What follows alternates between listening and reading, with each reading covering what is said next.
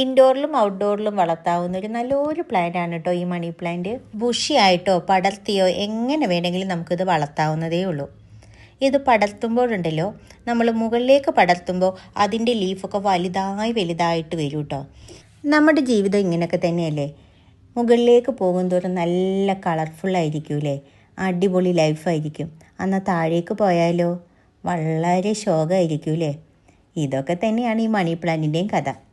ഈ താഴത്തേക്ക് പോകുന്ന ലീഫൊക്കെ നോക്കിയാൽ കാണാം വളരെ ചെറുതായിരിക്കും, മുകളിലേക്ക് പോകുന്നതോ വലിയ ലീഫായിട്ട് മാറുകയും ചെയ്യുന്നത് കാണാൻ പറ്റും. ഗാർഡനിങ് വളരെ ഇഷ്ടമുള്ളതും എന്നാൽ എല്ലാ കാര്യങ്ങളും ചെയ്യാൻ മടിയുള്ള ആൾക്കാരുണ്ടല്ലോ, അവർക്ക് പറ്റിയൊരു പ്ലാന്റാണ് ഈ മണി പ്ലാന്റ്. ആഴ്ചയിൽ ഒരു 1-2 വട്ടം ഒന്ന് വെള്ളം ഒഴിച്ചു കൊടുക്കുക. പിന്നെ അതിൽ വല്ല പൊടിയോ ഒക്കെ ഉണ്ടെങ്കിൽ ഒന്ന് തുടച്ച് ക്ലീൻ ചെയ്യുക. ഇത് മാത്രം ചെയ്താൽ മതി. എങ്ങനെ വേണമെങ്കിലും സെറ്റ് ചെയ്തിട്ട് നല്ല രീതിയിൽ വളർത്താൻ പറ്റും.